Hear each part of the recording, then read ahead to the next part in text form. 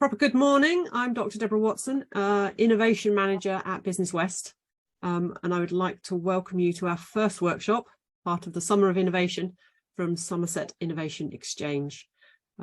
This event is funded by Somerset Council, which has brought together a collective of businesses, government agencies and other organisations working under the banner of Somerset Innovation Exchange, showcasing and supporting innovation through live events, workshops and webinars. Today's session is co-produced by Business West. Business West is a B Corp offering business support to start-up and growing businesses in the west of England and further afield in the southwest. This morning we're talking about future-proofing your business for a low-carbon future, the benefits and opportunities that come from implementing carbon reduction and wider sustainability plans. It's going to be a mix of information, practical sessions and case studies to get you inspired and get you involved. So in terms of today, what we're aiming to do,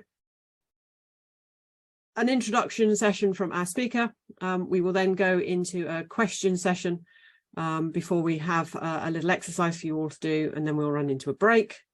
We'll have some feedback from you all, a case study, planning your next steps and creating your net zero roadmap, and then we'll go into some discussions and then look at what support is available for you.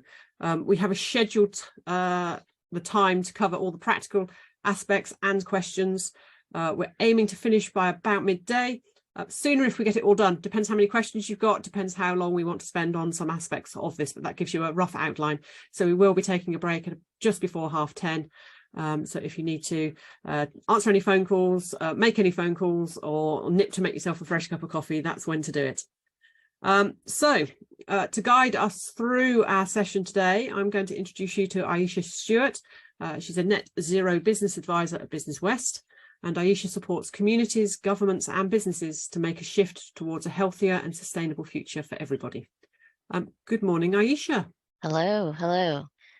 Lovely, lovely. Sorry, I'm just gonna get my screen set up here. Apologies if I'm looking this way. I've got multiple screens set up as part of my presentation style, so I am looking at you. Hopefully you recognize that. But good morning, everyone. Thank you for joining online this morning. As part of today's session, I'm going to talk about some of the insight that we've gained from businesses who are on their carbon reduction journey or thinking about their journey or potentially not even anywhere near it, highlight some of the drivers and benefits for businesses taking action on their carbon emission reductions, as well as discuss some actions that businesses can be taking and are taking to reduce their emissions. And then at the end of today's session, we'll be sharing some information on what support is available to help you on your carbon reduction journey. All right, so I'm going to do a quick introduction to myself. When my slide would like to move. So as I mentioned, my name is Aisha Stewart. I am the Net Zero Business Advisor at Business West. My role involves me working with our members, as well as other businesses within our region who are getting started on their carbon reduction journey, who have already started and are just looking for a bit of support along the way. I deliver workshops similar to this morning's session to really help businesses get them started on that journey, really tackle and understand some of the jargon that tends to exist within this space, and then provide some one-to-one support to help them along their journey as well. I have a particular interest around behavior change and really just trying to understand what really motivates and drives businesses as well as individuals to be acting more sustainably.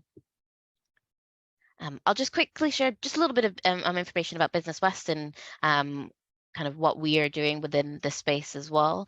So we're one of the largest chamber of commerce in the UK, and we work with over 20,000 businesses in the Southwest, with the aim of making the Southwest the best place to live and work.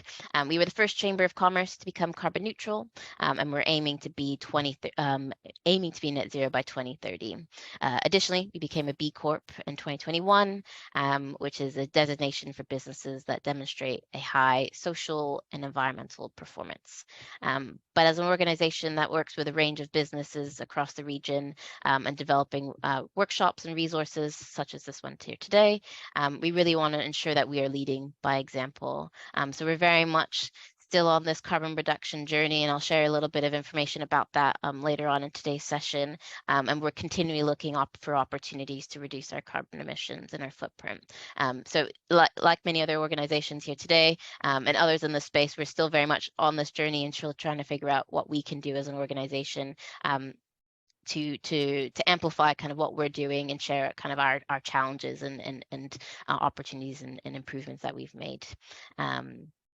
So yeah, and as part of Business West, we run a quarterly economic survey to gain insight from our members and understand kind of the business health within the region.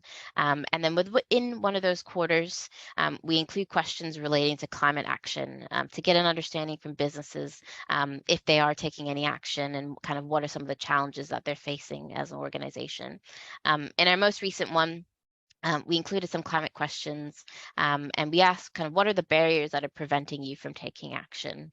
So these are just kind of the larger responses that we received. And many of these include kind of the lack of resources, whether that's financial or people resource as well, kind of the capacity within teams to be able to take this on.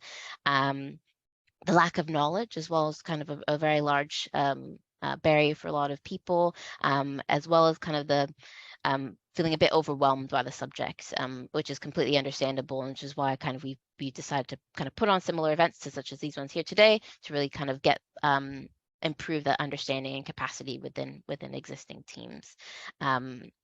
And part of what we're really keen to do more of at Business West is work with businesses to understand a bit more about those barriers that they're experiencing and determine how we can support them to overcome some of those challenges as well.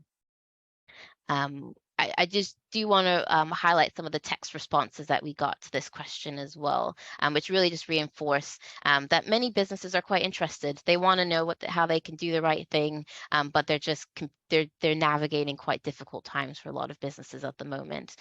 So the case of being time poor or just really just trying to survive in a quite an economically challenging time, we're finding that that's quite a difficult barrier for a lot of people. But the aim and the deep desire to do something is definitely there. But over the next few minutes or so, I'll share some of the benefits for taking action on climate change as a business and how you can prepare for a future that is low carbon. So I'm personally quite optimistic and hopeful that the future will be low carbon and that businesses as well as individuals will start taking actions to adapt to be part of that future. And what we're slowly starting to see a bit more of and notice a bit more of is that businesses that haven't taken any action yet are starting to feel a bit of pressure, whether that's from clients, potentially from members of the public, or even people that they're interviewing for roles potentially who are coming in to ask, what are you doing as an organization to be, reducing your carbon emissions or larger kind of social and environmental impacts. And maybe that's some of kind of what you're interested in learning a bit more about here today. But I think we're very much more at a point where it's about kind of how are you future-proofing your business for this future? How are you preparing for a future that is low carbon and more sustainable, potentially whether that aligns with your personal values or not. So kind of in the simplest terms, how I like to say is the future is low carbon. It will be low carbon. And so how are you preparing for that as an organization and preparing yourself for what that will look like in the future. I thought it might be helpful to quickly break down kind of the definition of net zero, because I recognize it's a term that's thrown around quite a bit, and it might be just helpful to kind of break down what that actually means. And apologies if this is something that you already know, but just for the sake of everyone in the room. So the term net zero is defined as reducing your carbon emissions as far as possible, and then using an offset to remove the remaining or the equivalent amount of carbon remaining from the atmosphere, therefore meaning that your business is no longer adding any carbon into the atmosphere. I'll break that down a little bit more, but hopefully that makes general sense. But in most literal sense, it's trying to look across all of your various kind of operations as an organization, as a business, and identifying where there are opportunities for that deep level of decarbonization across your business, and where there is that little residual amount that you're not able to achieve, bringing in an offset to help you get to that level of net zero. Okay. I do just want to quickly talk about the government for a little bit and kind of what they've got in place to help drive some action within the space.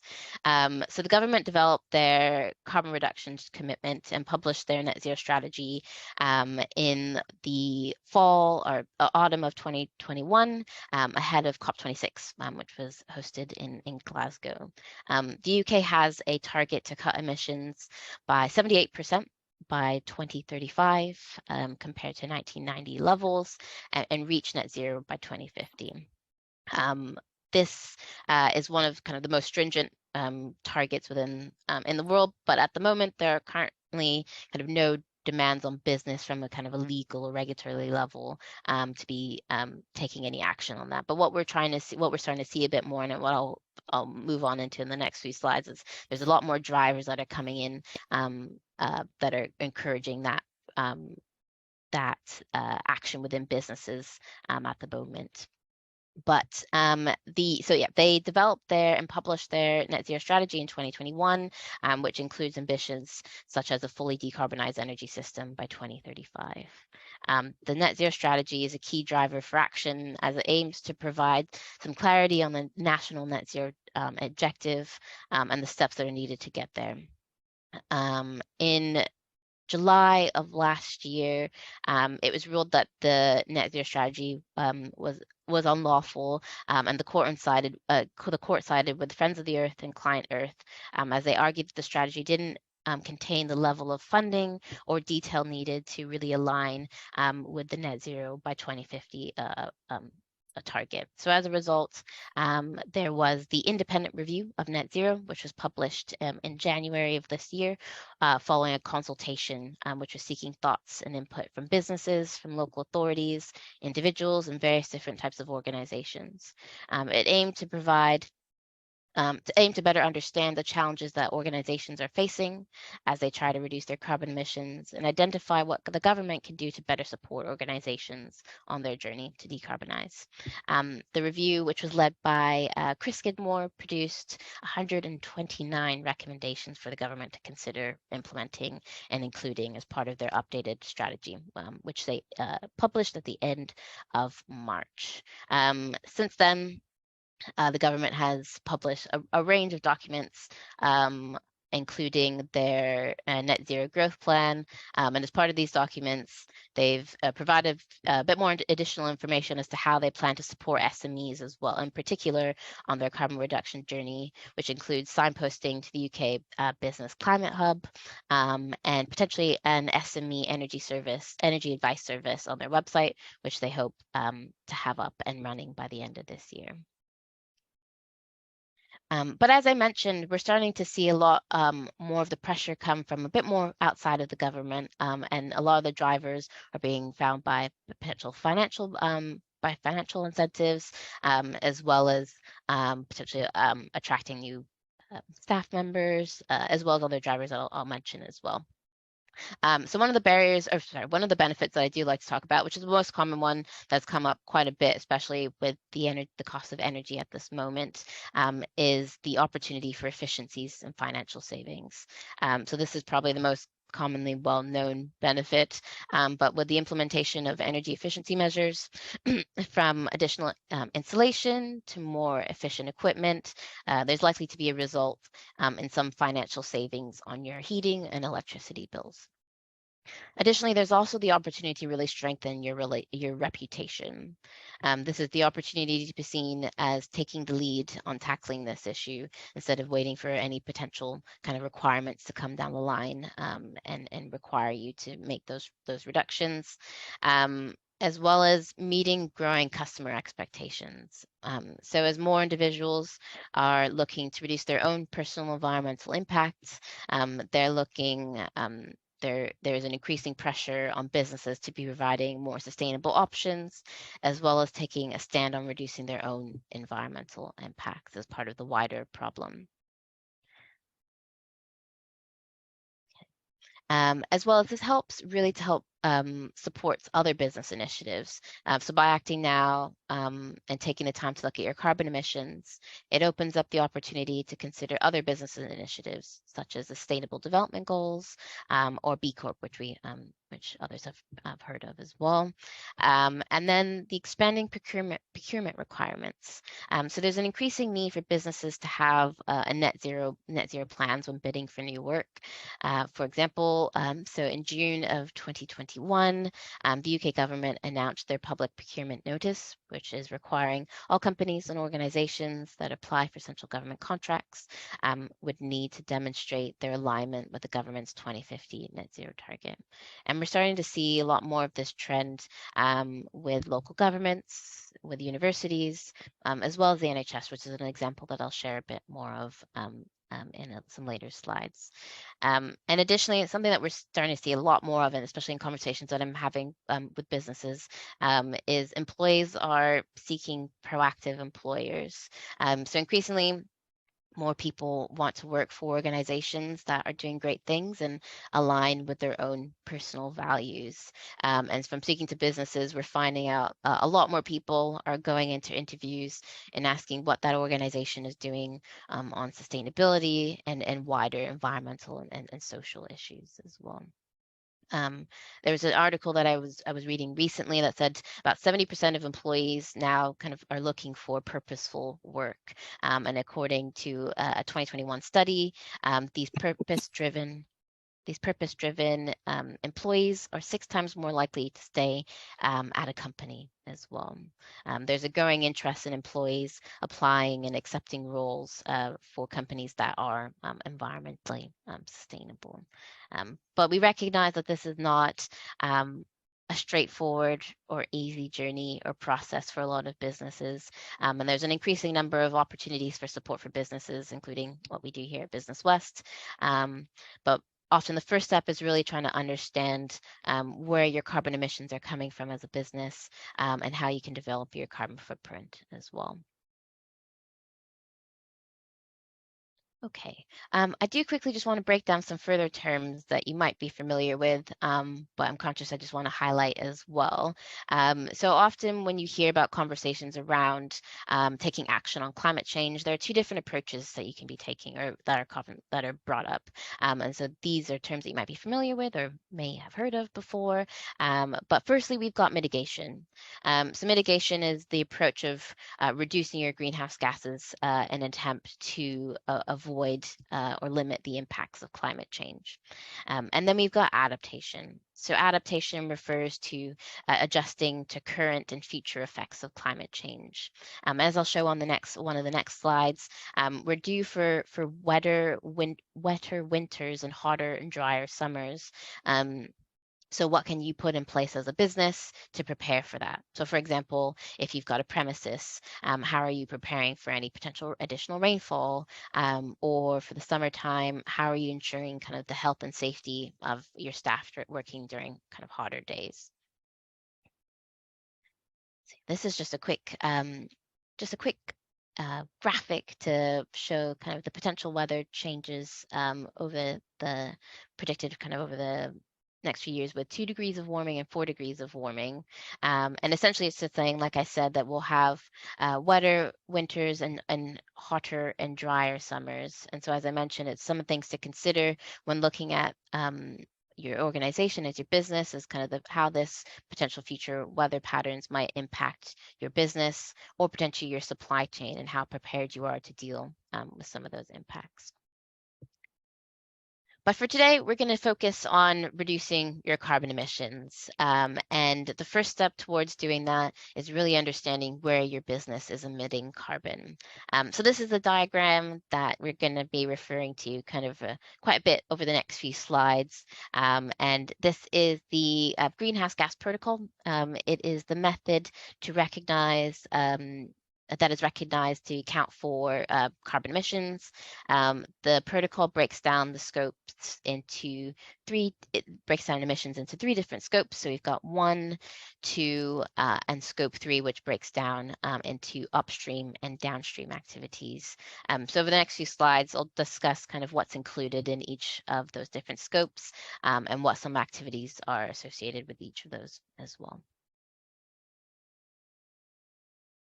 Okay. So one thing I do want to mention is carbon is a term that is often used, but usually encompasses a few different greenhouse gases as well. So all of these gases here, here on the top are kind of lumped together often and used as part of the term carbon, but all have different levels of global warming potential.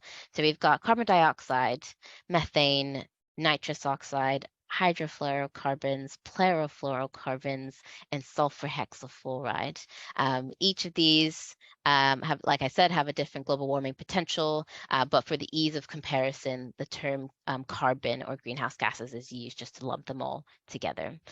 So what you might see in some carbon footprints is you'll see a CO2 with a little tiny e next to the 2, and that just means carbon dioxide equivalent. So what they've done as an organization, they've identified that there are other greenhouse gases that they're emitting, but they've lumped it together into one term, into one figure, rather than having a figure for methane, a figure for nitrous oxide. It's just been lumped together. So just wanted to state that. And then, yeah, as I mentioned earlier, we've got the 3 different scopes, with scope 3 breaking down into upstream and downstream activities. All right, so scope 1 emissions are direct emissions from owned or controlled sources. So these are emissions that come from the combustion of fuels for the generation of electricity, heat, for boilers, from boilers on sites, potentially from any company vehicles that you might own as well. So any HDVs, any cars, any buses, that all gets incorporated within your scope 1 emissions. And there's other aspects that also get included within scope 1, which are around emissions coming from equipment leaks, methane from coal mines, or hydrofluorocarbons coming from the use of refrigeration or air conditioning units as well. But all of this gets incorporated within your scope 1 emissions. And then we've got scope 2. Scope 2 emissions are indirect emissions from the generation of your purchased energy. So these are the emissions associated with the electricity that you've purchased that is used on site and how that electricity has been generated. So potentially if it comes from a renewable source, that's a bit better, but it might not come from that, and it may be a fossil fuel derived electricity, and that's how your scope 2 emissions are derived. And then, and then we've got scope 3. Scope 3 is definitely the beast of it all. I'm not sure how many people are familiar with or have heard of scope 3 and kind of the challenges that exist within this space. But this is the area that has increased in conversation in the last few years, as more and more businesses are looking a bit more beyond themselves and looking a bit more at their supply chain and the products and services that they're using as an organization. So every business will have scope 3 emissions. These are the result of activities from assets that you don't control or own. Emissions along the value chain often represent a company's biggest greenhouse gas impacts. CDP research suggests that supply chain emissions are up to often 11 times higher than your operational emissions. A significant challenge with scope 3 emissions is that they can be difficult to measure, often because you're relying upon others to provide this data for you, versus scope 1 and scope 2, where you're able to track your mileage for your company vehicles. You know how much diesel, whatever you may be using, or you know how much electricity you've been purchasing. You have that data closer to you. With scope 3, you're a bit more relying on your suppliers to provide that information to you. So that is a bit more of a challenge to be able to break that down and get access to that data. often not. The solutions within tackling your scope 3 emissions often require a bit of innovation. So that could be designing a product that has a lower impact, but it also requires a collaboration and partnerships when we're working with others within your supply chain or potentially others that work within your sector as well. Scope 3 is broken down into two different, I guess, streams. So we've got upstream and downstream. Upstream emissions are associated with the processes and steps to acquire your goods and services and begin kind of delivery of your service. And downstream emissions are related to the distribution, use, and end of life of a product or service. So Scope 3 has 15 different categories. And one thing to note is you don't have to do all of them. Some of them might not be applicable to you as an organization. It is quite daunting. And as I mentioned, getting access to this data, it can be quite challenging. So us at Business West, we have only started with a few. We started with employee commuting, business travel, and I think we're doing also waste generated in operations, because those are just some of their easier wins for us as an organization. But we recognize that that might not be the case for everyone. So it's just really trying to understand which ones are the easiest for you to kind of get started with. And as time goes on, you are able to add additional categories as time goes on. What you'll do within your plan is articulate which categories are included within your scope 3 emissions, so that people are aware if you are adding new categories into it, that is indicated within your plan as well. Does that make sense? I do want to confirm that that is all clear before I move on to discussing any actions. That's all sounds good. Great. Okay. All right, so this is the simplest graphic that I use to basically help try and define how to get to net zero, what net zero looks like. But effectively, as part of that, you're really trying to encourage that deep level of decarbonization across your scope 1 and scope 2 emissions, as potentially as well as within your scope 3 emissions, which, as I mentioned, are a bit more difficult to kind of focus on. And then using an offset to bring in an account for any kind of residual emissions that you have left. Okay, I just do want to double check. Does that make sense for everyone? Does that sounds good? Okay, great. All right, just want to check in. And then we've got a carbon offset. So a carbon offset is a reduction or removal of emissions of carbon dioxide or any other greenhouse gas made in order to compensate for emissions made elsewhere. So this is basically where you pay for a project or an initiative that removes the amount of residual emissions that you have left. These can include renewable energy projects or potentially even tree planting. And through the purchase of this offset, you can claim those carbon savings through that as well. There are quite a few kind of emerging technologies when it comes to offsetting, which are very, very small scale at the moment and in trial stages, but haven't yet been scaled up to be accessible for a lot of SMEs. And I do just want to highlight that there is navigating the space of offsets can be quite tricky, and making sure that you choose reliable ones and accredited ones is an incredibly important part of your journey. And so these are just two resources that provide independently verified carbon offsets for people that are looking for or at that stage of their carbon reduction journey. But yeah, it's very important that you are going through kind of an accredited pathway when looking for carbon offsets. Okay. All right. So now that you know what your business is emitting through what the various activities that you do within your organization, the next step is determining kind of how you can eliminate and reduce those emissions throughout your business. There are very many practical steps you can do to achieve this. Some require little to no investment, while others will have kind of a considerable payback period.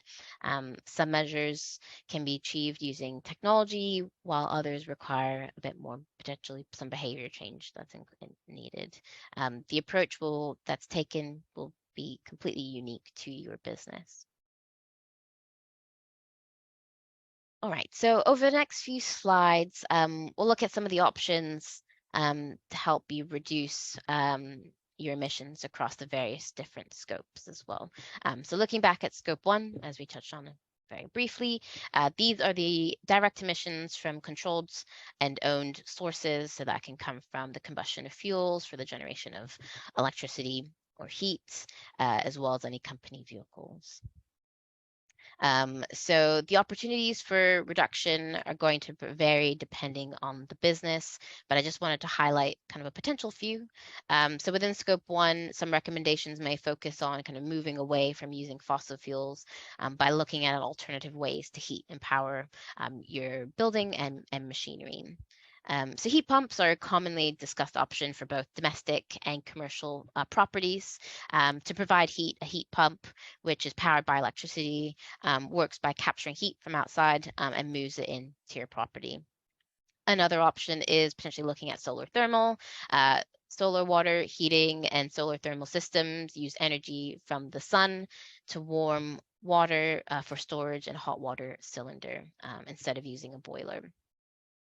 Additionally, this is also very location specific as well. We've got the heat networks or the district heating, which is a distribution system of insulated pipes that take heat from a central source and deliver it to a number of different domestic as well as non-domestic buildings as well.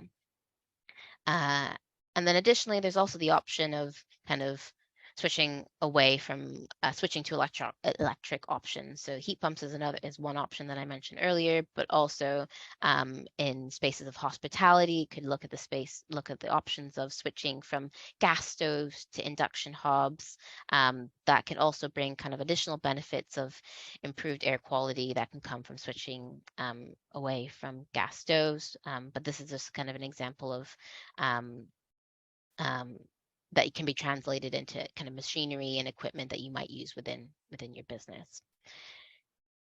And then additionally, an important piece is also looking at ensuring that the energy that you are purchasing and that you are using isn't being wasted. So looking at ways to reduce your heat loss will also really help your carbon reductions as well as help your bills, which many of us might have experienced in our homes over the last few months or so. So it's really looking at opportunities for insulation, for draft proofing, to really ensure that you're retaining that energy and heat that you are purchasing. And then lastly, there's also looking at your company vehicles. So options to consider, whether that be changing your company fleets to low carbon or electric vehicles, or potentially how can you cut that journey out entirely, which is reflecting a bit more on that behavioral change aspect as well. Yeah, and kind of moving on a bit more from that behavior change point as well is how are you using your vehicles more effectively? So is there opportunity for route planning in advance? How can you optimize the time and route that your vehicles are taking? Additionally, how can you train your drivers to drive more effectively and safely?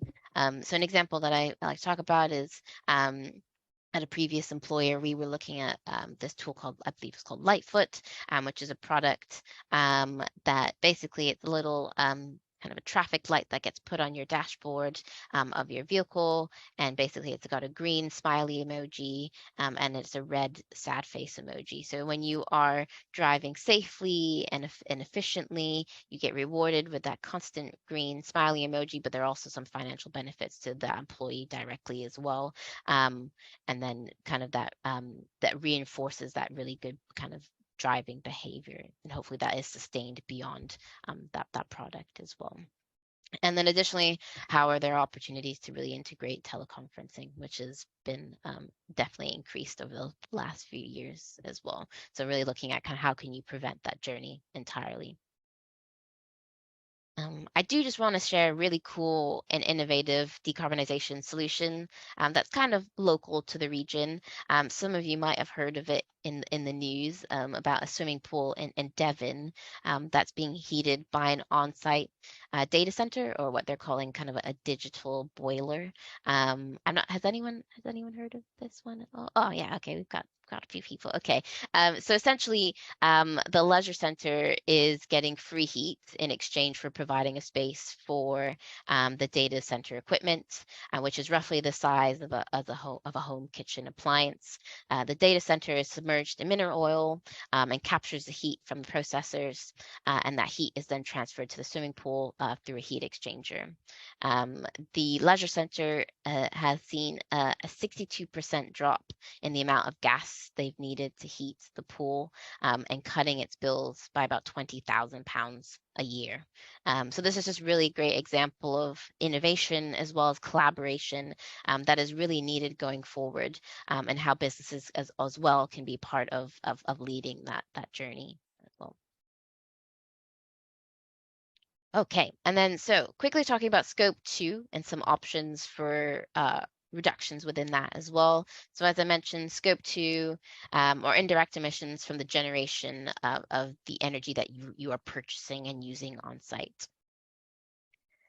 So some of these might be familiar with you already. So switching to a renewable tariff. So that is electricity that is created by a new renewable source or fossil-free source. Also, there's, where feasible, looking at the option to be generating your own renewable energy on site as well. And then on the back of that, if there's any options for battery storage additionally as well. And then just quickly looking at also the behavioral side of it a little bit, is where is there opportunities to be using more efficient production equipment or equipment within your organization. Potentially that's also just looking at kind of your laptops, any kind of equipment that you're using within your organization. How are you kind of implementing controls within your space, within your premises, to control the energy and electricity that you are using on site. And then lastly as well, kind of encouraging that behavior change within staff. So are they, turning their screens and monitors off at night? Are they turning off, making sure all the lights are off before they've left? Kind of those wider things that get the larger community kind of involved in this carbon reduction journey as well. And then we have scope 3. So as I mentioned, this is the one that is increasing in conversation and in importance over the last few years, as businesses have more or less kind of recognized how they can tackle their scope 1 and 2 emissions. And they're really interested in how they can do more, and how can they engage with their supply chain, how can they engage more with their employees to be more effective in their carbon reduction journey. So I'll highlight just a few actions from a few of these categories that are listed here. But again, I'm happy to have these conversations if people are interested in learning a bit more about scope 3. I'm very interested to have that conversation offline, because I recognize it is a bit of a beast. There's no other way to describe it really. So we've got capital goods and purchase goods and services, which I've just kind of lumped together for this slide. But under this category, we're looking at the emissions that are associated with the extraction, production, as well as the transportation of capital goods that are purchased, as well as kind of your purchase goods and services. So this could include any of your machinery, any of your equipment, any of the vehicles that you've purchased, any of your tools. It's really trying to understand the carbon that's associated with that product that you've purchased for your organization, which is where a lot of that challenge comes in, is trying to identify and build some of that that life cycle assessment to understand what the carbon is associated with that good. Some of the opportunities for reduction are kind of looking at where there are opportunities to be buying products that are less carbon intensive, where there are opportunities to be kind of selecting suppliers that align more with your sustainability objectives and your ambitions, that produce more or less carbon intensive products, but also where is there an opportunity to kind of collaborate within your sector and really encourage some change for some smaller SMEs or organizations that you work with as well. And then another one that I'll look at today is around employee commuting. So these are the emissions of employees between commuting from their home to their work sites. So some opportunities for reduction are kind of reducing that commute entirely, so working from home. You are now able, there is a conversion factor that's recently been created, so you can account for people working from home into your carbon footprint now at this point. But they're also kind of how can you be looking at reconfiguring your car park slightly different to encourage more sustainable modes of transportation. So are you providing opportunities for electric vehicle infrastructure? Are there opportunities for people to be parking their bikes?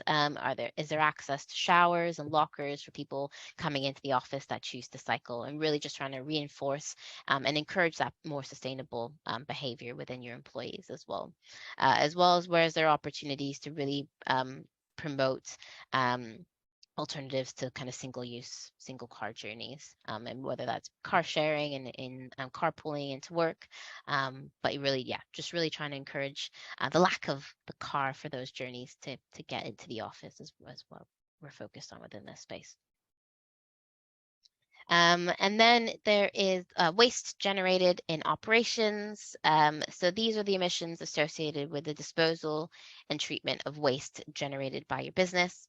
So one option to look at is where is the option or the opportunity to be reusing some of the materials that you're using. So the example that I've provided here is Collect Eco, which is a Bristol-based organization that donate used office furniture to charities that are in need. So where if you might be doing a reshuffle of your office and no longer need any furniture, this is an opportunity to, rather than it go into landfill, where can you rehome it and kind of give it its next stage of life, really. And that also goes for any tech products as well. If you've got new laptops, whatever kind of hardware that you might have that you're no longer using, where is there kind of an opportunity to be kind of extending its life and rehoming it somewhere else, to kind of provide an opportunity to reduce the carbon emissions associated with that disposal of that. Additionally, where's the kind of the opportunity to collaborate as well with others within your sector? So this was a collaboration between Tapestry Brewery in Pyminster that used that created a carbon neutral beer using pie crust offcuts to so that's just an example of kind of innovation again within this space. And then lastly, again, looking at the behavioral change aspect. So where are you encouraging kind of the reduction of resources used within your business, whether that's kind of paper, just kind of general stuff within your organization to reduce the amount that you are disposing of at the end.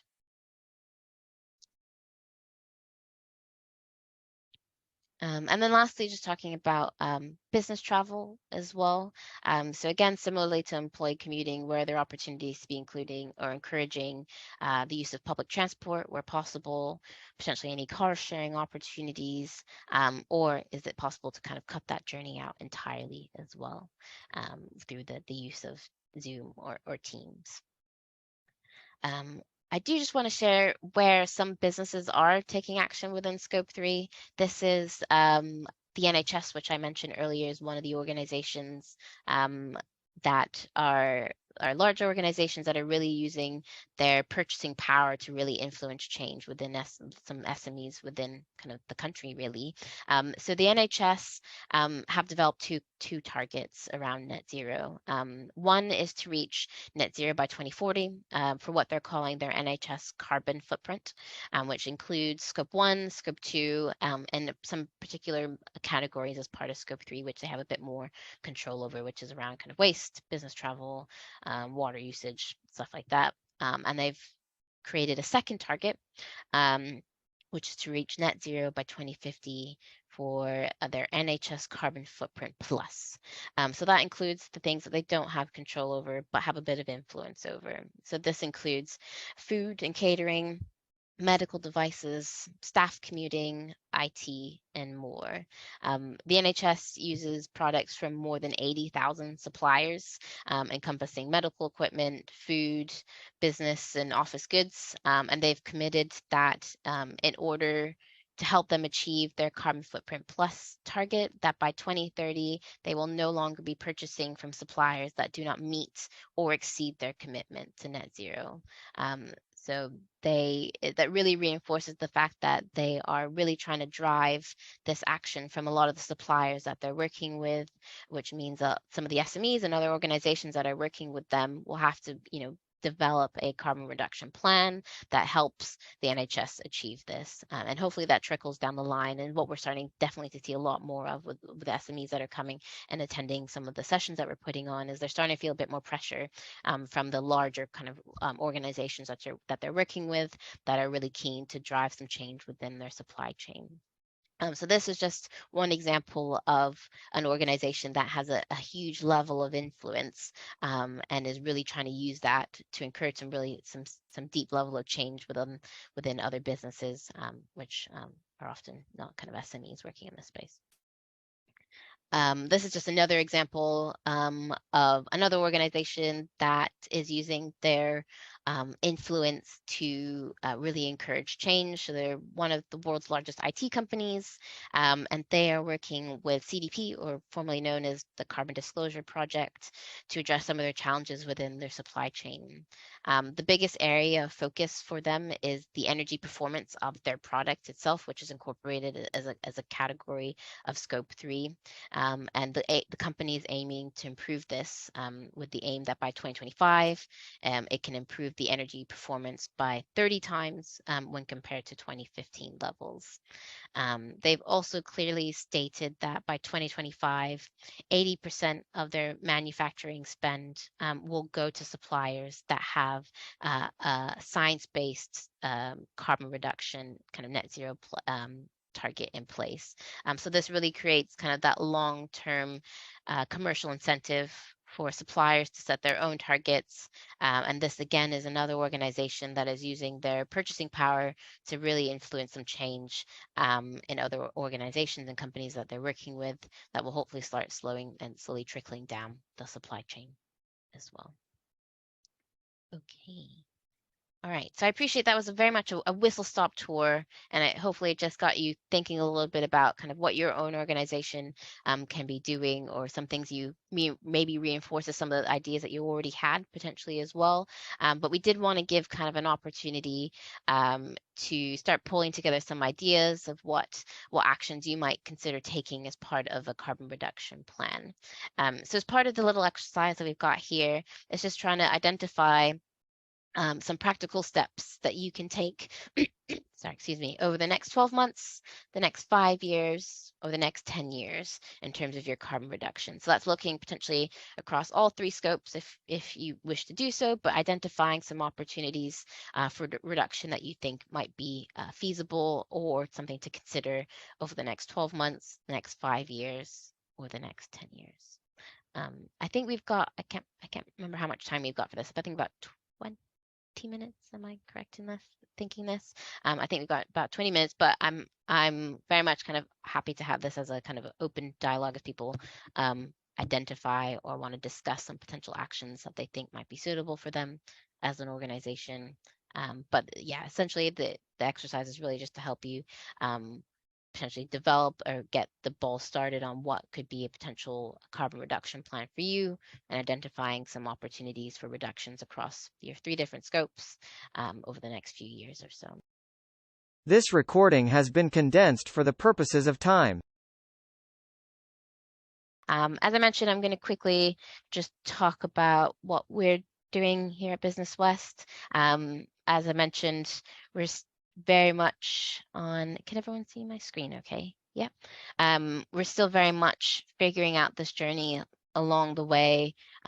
We by no means have all of the answers, and as part of these sessions, we're really just trying to be open and transparent about where we are on this journey. So we've got a great team of people within Business West that work on our own kind of internal carbon reductions plan. So it's my colleague, Sue, that works on it, as well as our facility manager and our kind of our process improvement manager as well, who does all of our carbon accounting. So it's quite a range of people kind of within the organization that are helping to support what we're doing and our aims to be net zero by 2030.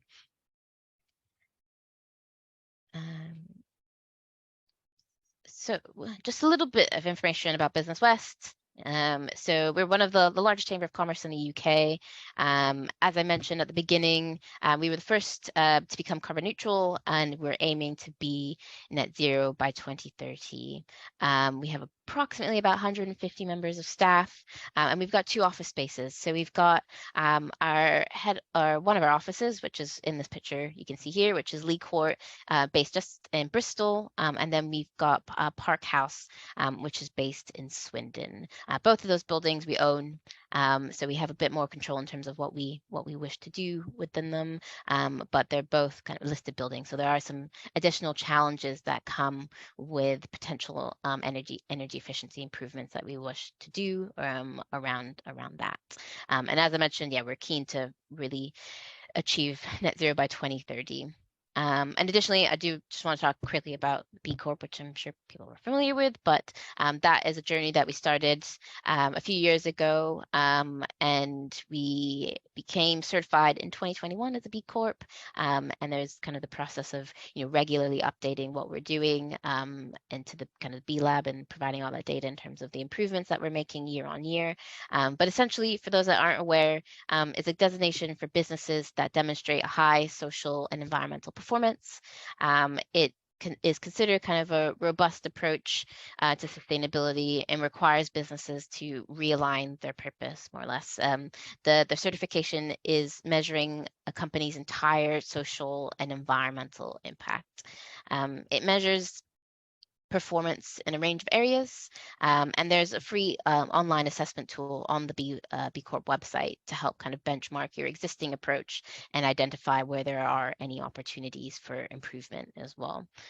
In order to achieve the certification for B Corp, a company must demonstrate high social and environmental performance, make a legal commitment by changing their corporate governance structure to be more accountable to all stakeholders, not just shareholders, and exhibit transparency by allowing information about their performance measured against the B Lab standards to be publicly available on their B Corp profile. So again, it's really trying to normalize kind of the point I was making before about making sure you've got that data to back up some of those claims that you have. And so B Corp is quite encouraging of that transparency of where you are in that journey, and really trying to encourage you to kind of continue that improvement year on year, with the point of if you're choosing to kind of recertify each time. So, but yeah, our carbon reduction journey has always been kind of an integral piece of work for us, and has been an ongoing journey for us here at Business West for some years. So this is just taken, and as part of kind of the stuff that we'll share afterwards, this is just a snapshot taken from our carbon reduction plan, which is on our website, and it kind of articulates what we've done so far, some of the completed actions that we've done, and I'll highlight some of those in the next slide, but some of our future plans. And as I mentioned, we're still very, very much on this journey and trying to figure out where there are opportunities to figure out what we can do to help us achieve net zero.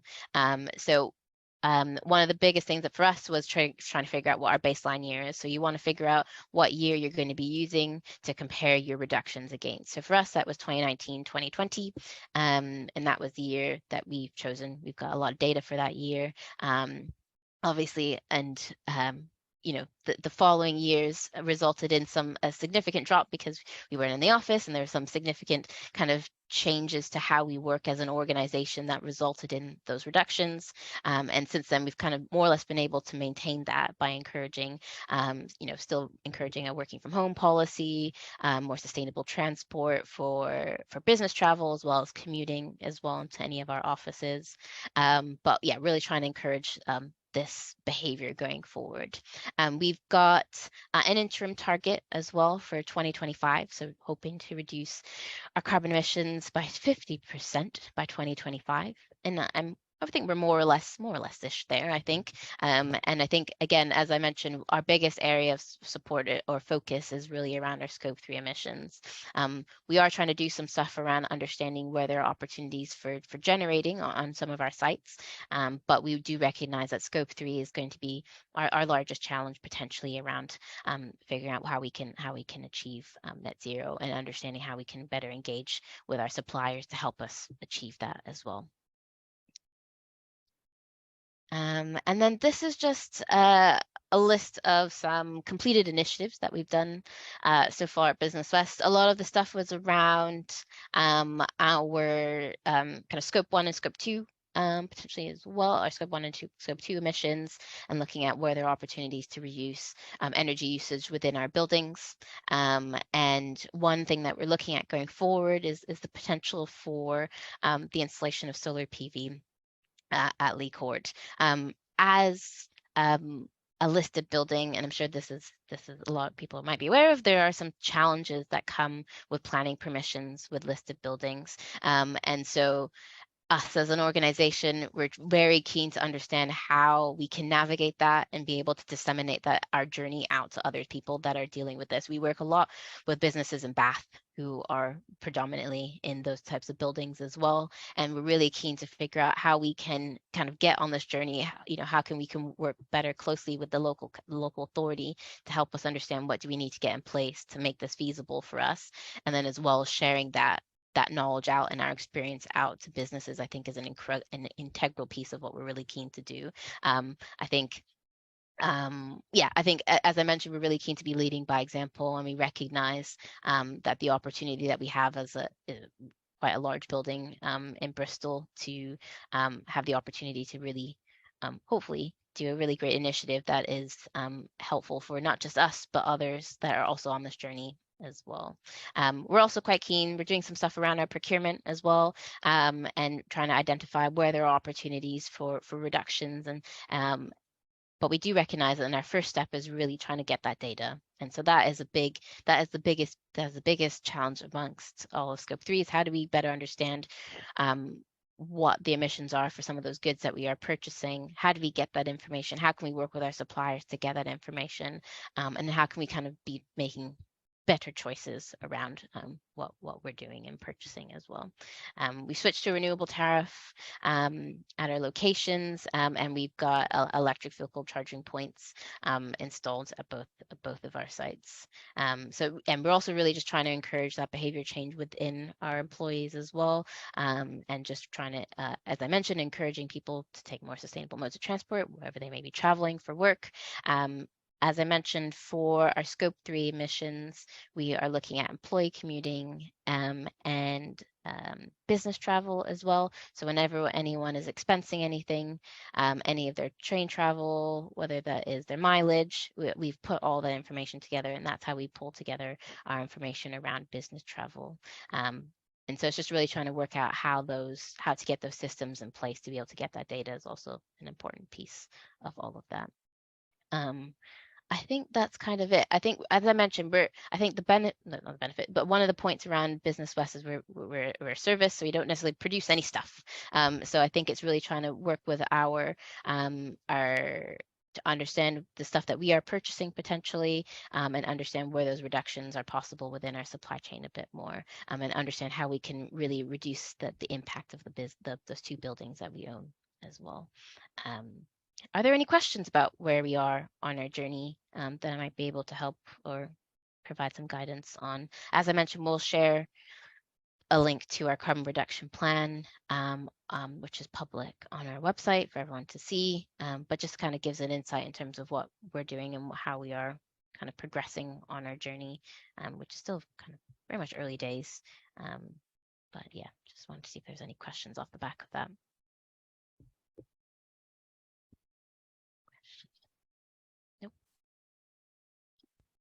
Oh, Deborah, were you going to say something? Not a question, but more of a statement. You know, with my wearing my Business West hat as an employee, this is very much driven from the top, that leadership moment. So the board are fully on board. They've looked at their governance right the way down through how they do everything. and it's very much something that the staff can then get on board with. Yeah, I think that then helps when we were talking earlier about just dropping in that one sentence that says, think about car sharing. As Aisha said, literally when we get those meetings come out, those messages are always in there. Yeah. So it's this sort of drip, drip, drip feed to everybody to consider it. Yeah, definitely. We're really just trying to encourage how do we get our more employees engaged on this process as well. So we're potentially even looking at kind of apps that help really reinforce positive behavior within our staff, which is an important piece. But it is an integral piece of your journey to make sure that your employee base feels part of this journey, I think, as well, and really reinforcing some of those positive behaviors within them. There are no other questions. Aisha, again, Peter, I like your idea about the just basically go on the journey, but also make sure you benchmark and have the information, the data to back you up. So in a way that's easy in a way, or easier potentially for a client to put on the website or at the bottom of an email address to say, we're on a journey. We're not perfect. Nobody is, by the way. Yeah, exactly. So actually it's okay to say we've done X, Y, and Z. Here's what we're doing. It's a small part of the equation, but actually we're on a journey and we're going to get better. Yeah, exactly. And I think that's very much kind of our stance is we recognize, like I said, we don't have all the answers and we're still trying to figure it out. And we are very much on this journey with businesses that are on this journey or just starting this journey as well. I think that it's important to just be very transparent about where you are and kind of not I think just being open and honest, I think is kind of the best approach, and having the data to kind of reflect that, I think is an important piece, definitely, of that as well.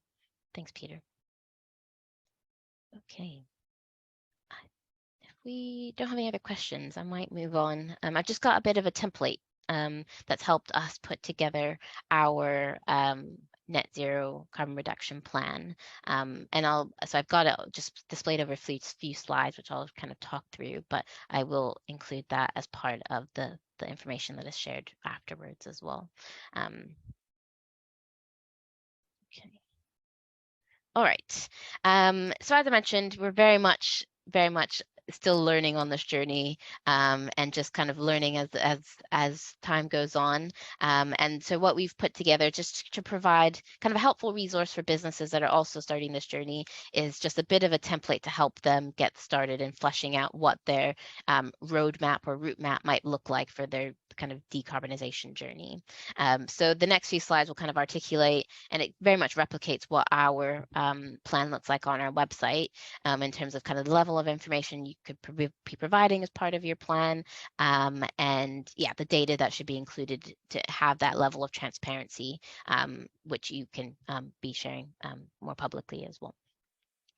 Okay, so again, this is very much a template, just to kind of help guide some suggestions in terms of what you could be including within your plan. This one thing that I do say to everyone, and an integral piece of your plan is identifying and developing your footprint. A plan is not very helpful if you don't really know what your areas of focus are and what your biggest sources of emissions are going to be and what you're going to be tackling as an organization. So my biggest step before you get to working out your plan is, what are you tackling? What are your issues as an organization, and how developing your plan around that? A lot of the businesses, I think having the carbon footprint put together helps identify areas of larger emissions that you might not have considered previously, or just may not have been aware of because you just might not have known. So my first suggestion is really around developing your footprint. And there are a lot of tools to help do that, and I'll share that as a resource afterwards as well.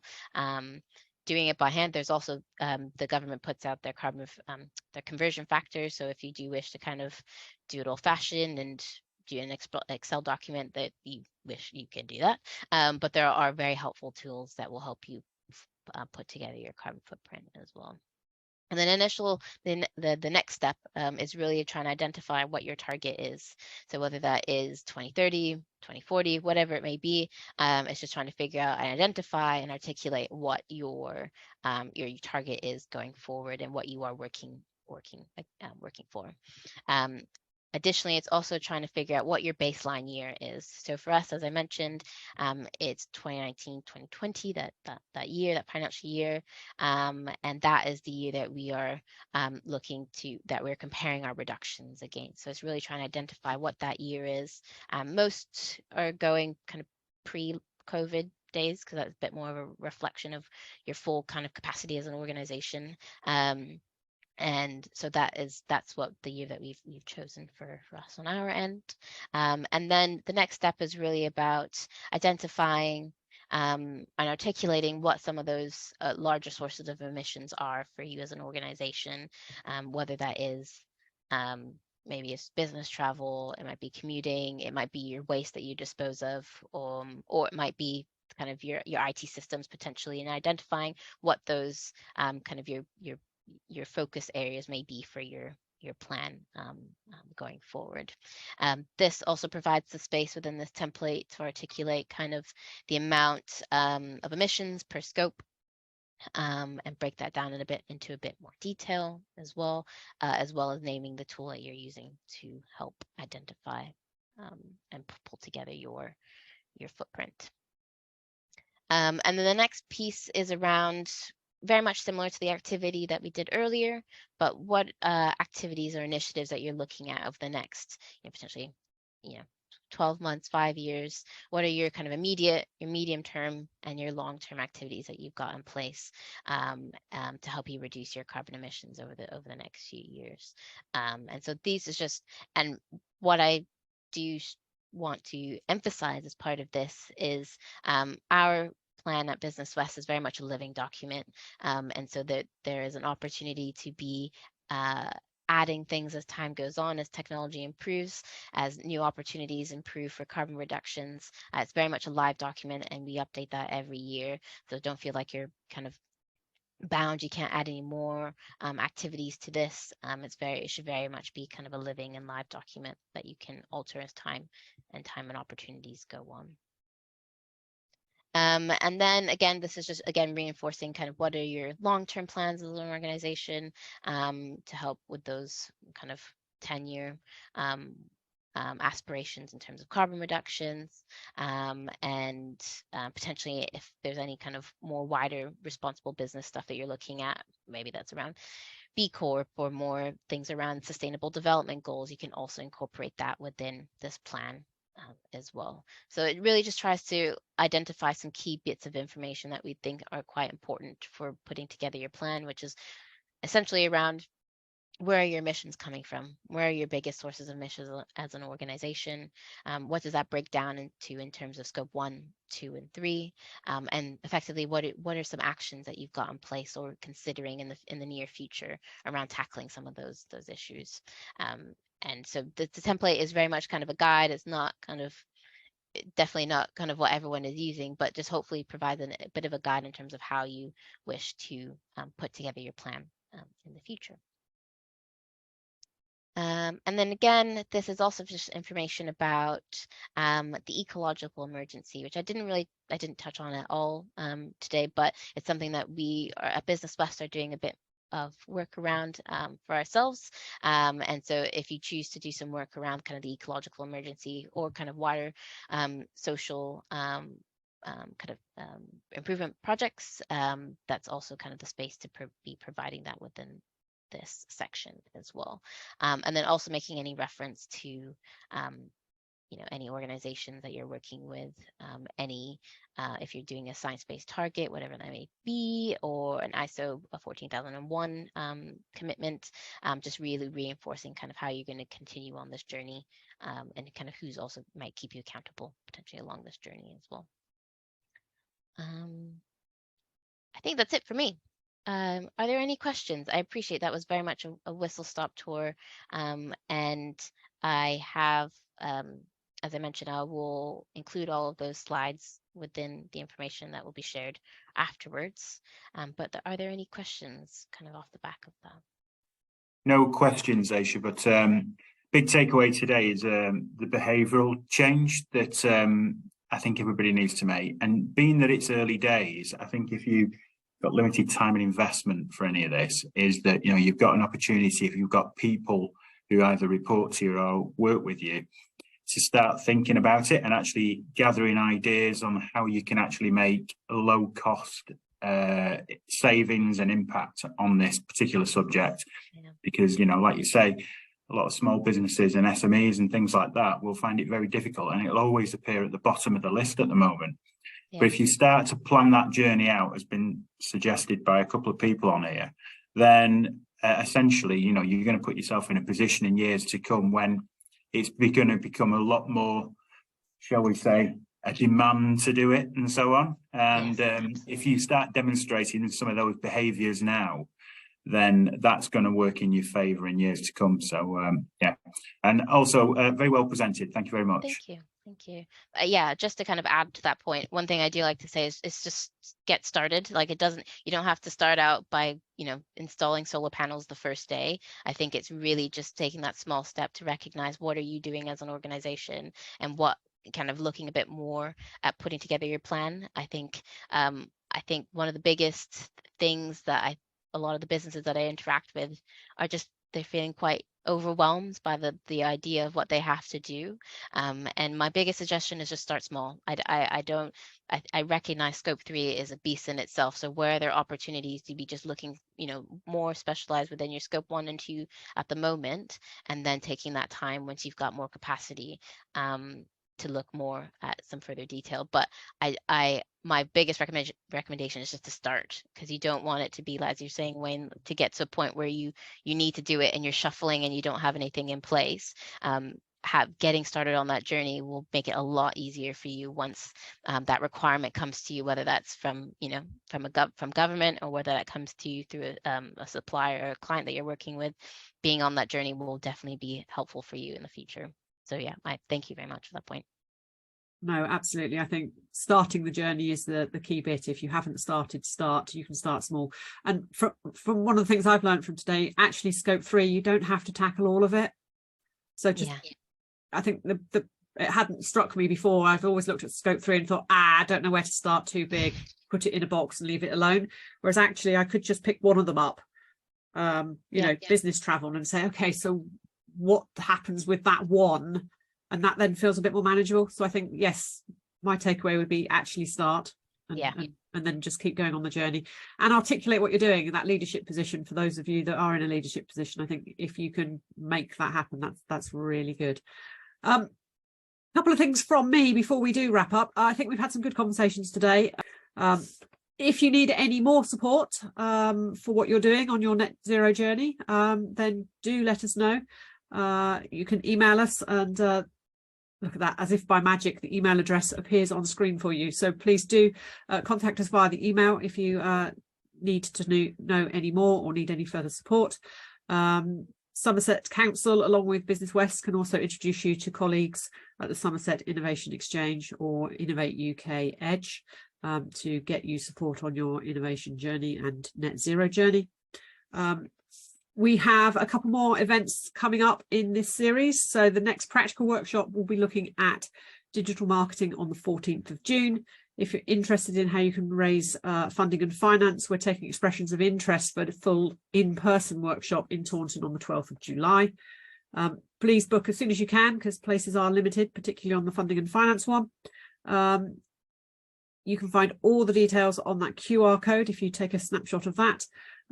It will also include a Tech Southwest event, Tech Leaders, which will be coming to Taunton on the 5th of July. That will be an all-day paid-for event, which is also part of this series of Summer of Innovation. Thank you for joining us today. Thank you for joining Somerset Innovation Exchange, and we hope to hear more and see more of you this summer.